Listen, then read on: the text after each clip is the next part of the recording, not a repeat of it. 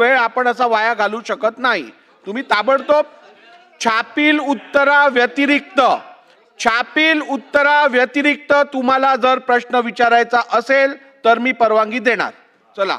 नाही, मला प्रश्न एवढंच म्हणायचं आहे की शासनाचं एवढं मोठं नुकसान होत असताना त्या ठिकाणी आपण बघतोय की भाडं किती दिलं साहेब? 8,24,000 रुपये महिना। आणि अभ्यासिकामध्ये 100ची कॅपॅसिटी असली पाहिजे, त्या ठिकाणी होते, त्या ठिकाणी विद्यार्थी कमी 5 ते 10% असायला पाहिजे, फक्त 2 विद्यार्थी होती। ही सुद्धा बातमी आली, याची सुद्धा चौकशी झाली आहे। आणि ह्या संपूर्ण प्रकरणाची चौकशी झाल्यानंतर सुद्धा त्या ठिकाणी गृहपाल म्हणून जो वाजपेयी नावाचा हे व्यक्ती आहे, त्यांनी जे केलेलं आहे, म्हणजे त्या तक्रार त्याला आज आपण निलंबन करणार का? 1,12,00,000 रुपये जे आपण शासनाच्या भाड्यापोटी दिलेले आहे, आपली जागा असताना त्याच्याकडनं वसूल करणार का? आणि त्या याला गृहपाला आजच्या आज निलंबित करणार का? याचं उत्तर शासनाने द्यावं। अध्यक्ष महोदय, सुलभाताईने अतिशय महत्त्वाच्या विषयावर लक्ष केंद्रित केलं।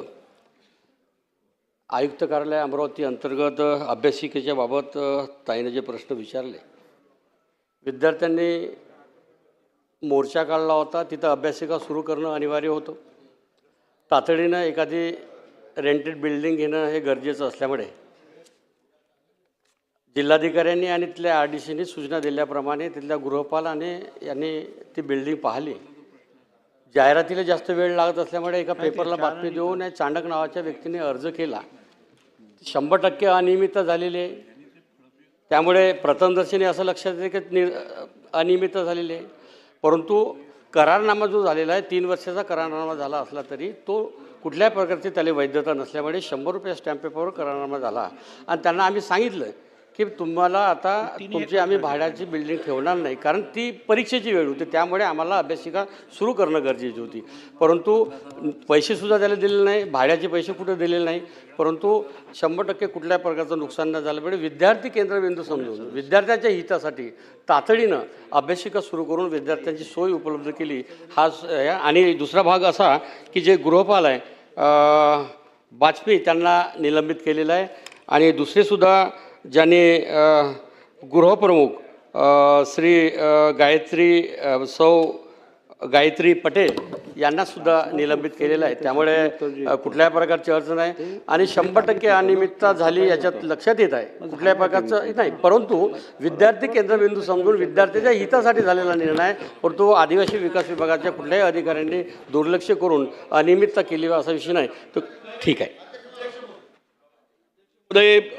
माननीय मंत्री महोदयांनी मान्यच केलं की अनियमितता झाली।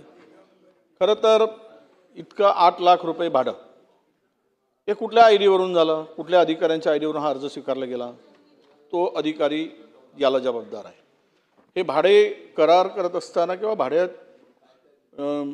ठरवत असताना हे 8 लाख रुपये कुठल्या आधारावर दिले, याला कुठला आधार घेऊन हे भाडं निश्चित केलं गेलं?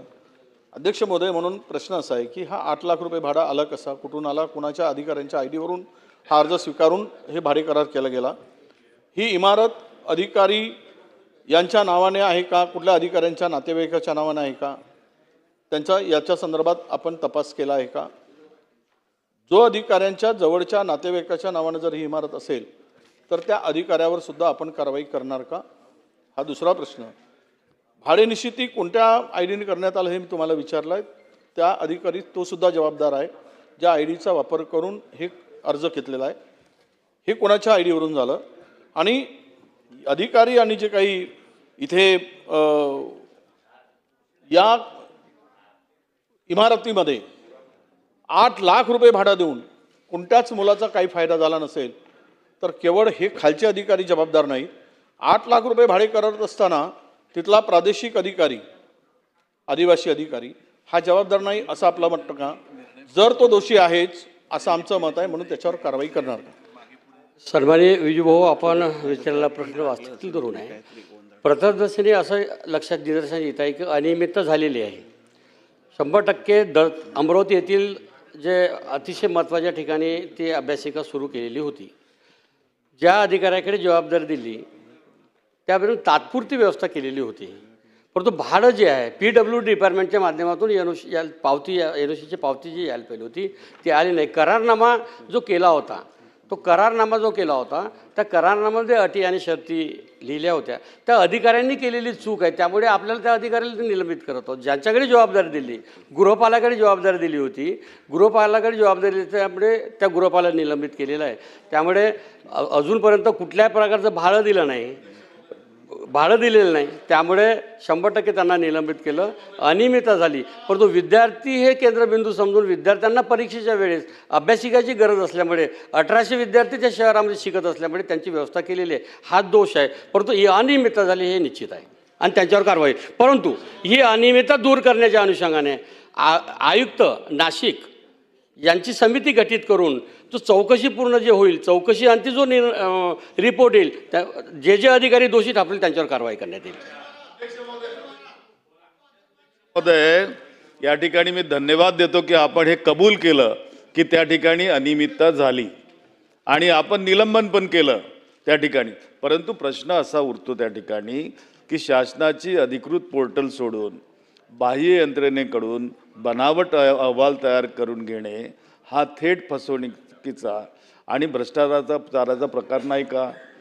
आणि यात नक्की काय लपवण्याचा होत आहे? अध्यक्ष महोदय, डिसेंबर 2024 सरकारी इमारत तयार असताना तिचा ताबा घेण्यात जाणीवपूर्वक दिरंगाई का केली गेली? स्वतःची इमारत असताना खाजगी मॉल मालकाचे खिसे भरण्यासाठी आदिवासी विद्यार्थ्यांचा हक्काचा पैसा का उधळला गेला? या संबंधी आपण नाही हे उत्तर वस्तुस्थितीला धरून नाही. सरकार यावर सभागृहाची दिशाभूल करते. अध्यक्ष महोदय, माझे प्रश्न आहे त्या संबंधाने की विद्यार्थी येत नसताना 2028 पर्यंतचा इतका मोठा दीर्घकालीन करार कोणत्या धोरणाअंतर्गत आणि कोणाच्या आशीर्वादाने करण्यात आला? यामुळे शासनाच्या तिजोरीचे जे कोट्यवधीचे नुकसान होत आहे त्याची वसुली आपण करणार आहात का? हा करार तात्काळ रद्द करणार आहात का? आणि आपण अधिकाऱ्यांना त्या ठिकाणी निलंबित केले, परंतु निलंबन करत असताना त्यावर ACBची चौकशी, आपण फौजदारी गुन्हा दाखल करून ACBची चौकशी लावणार आहात का? हा एक मुद्दा. आणि दुसरा मुद्दा, आपण त्या ठिकाणी सांगितलं की आम्ही निलंबन त्या ठिकाणी केलं आहे, परंतु जो गैरव्यवहार झाला त्या संबंधीचा गुन्हा आपण दाखल केल्याचं कबूल केलं नाही, तर त्यासंबंधी आपण माहिती देणार का? अध्यक्ष महोदय, अनियमित झाली हे मी कबूलच केलेलं आहे, परंतु आमच्या आदिवासी विकास विभागाची अभ्यासिका त्यावेळेस विद्यार्थ्यांना वापरण्यासारखी नव्हती.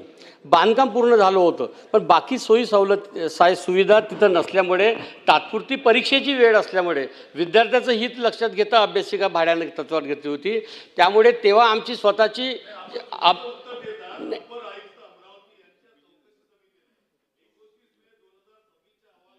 जबाबदारी निश्चित करण्याचा स्पष्ट अहवाल नोंदवला आहे, त्यानुसार आपण कारवाई केली आहे का? राऊत साहेबांनी विचारलेल्या प्रश्नाच्या अनुषंगाने आम्ही ती बिल्डिंगसुद्धा त्यांच्यावर स्पष्ट असा कुठला विषय नव्हता, परंतु अभ्यासिका जी भाड्यानं घेतली होती त्यावेळेस आमची स्वतःची बिल्डिंग जी आदिवासी विभागाची अभ्यासिका ती पूर्ण झाली नव्हती, परंतु आता पूर्ण झालेली आहे. 100% पुढच्या महिन्यापासून ती अभ्यासिका विद्यार्थ्यांच्या अभ्यासासाठी वापरण्यात येईल. आणि जो कराराच्या अनुषंगाने आपण जो प्रश्न होता तो करार रद्द केलेला आहे. आणि संबंधित अधिकाऱ्यावर आपण जो प्रश्न विचारला त्या अनुषंगाने आयुक्ताच्या अध्यक्षतेखाली जे समिती गठीत केलेली आहे त्या समितीचा जो रिपोर्ट येईल त्यानुसार त्यांच्यावर कारवाई करण्यात येईल. ठीक आहे राऊत साहेब. पिंपळे साहेब बोला. त्यांचं झाल्यावर अमरावती येथील राजकमल चौकात स्थित एक खाजगी मॉलमध्ये आदिवासी विभागाअंतर्गत दरमहा 8,693 रुपये इतक्या आवाजा दराने अभ्यासिकेसाठी इमारत आदिवासी विभागाने घेतली होती. हे इमारत कोण्या मालकाची आहे, पहिला हा प्रश्न आहे. या इमारतीमध्ये 16 महिने किती विद्यार्थ्यांनी अभ्यास करण्यासाठी अभ्यासाला तिथं गेले होते? आणि जिथं आपलं हॉस्टेल आहे तिथं आपली अभ्यासिका असली पाहिजे. तर आपलं हॉस्टेल जे आहे ते गाडगे नगरमध्ये आहे आणि आपण राजकमल चौकातच का ते अभ्यासिका घेतली, असा माझा तिसरा प्रश्न आहे. आणि याच्यात फौजदारी गुन्हा दाखल करायला पाहिजे, याच्यात फसवणूक झालेली आहे. आवाज सवा भाडं. ठीक आहे, प्रश्न झालाय तो बसा. बोला. त्या जी बिल्डिंग आहे ते अनियमितच झालेलं आहे. करारनामासुद्धा ब्रेक केलेला आहे. पण ते जे वाजपेयी ATCच्या अहवालानुसार राऊत साहेबांनी आणि आमदार महोदयांनी विचारलेल्या प्रश्न ATCच्या अहवालानुसार वाजपेयी वार्डनला आम्ही निलंबित केलेलं आहे. बरोबर. बिल्डिंग हे चांडक या व्यक्तीची आहे. त्यांनी आम्ही जी बातमी दिली होती बातमीच्या अनुषंगाने त्यांनी अर्ज केला आणि त्याला ती भाड्याने दिली. परंतु करारनामा रद्द केलेला आहे. करारनाम्याला वैधता नव्हती. विद्यार्थ्याचं हित लक्षात घेता विद्यार्थ्यांनी अभ्यासाची व्यवस्था करण्यासाठी तात्पुरत्या स्वरूपाची अभ्यासिका उपलब्ध केली होती. नानाभाऊ बोला. अध्यक्ष महाराज झालं, समाधानकारक झालं.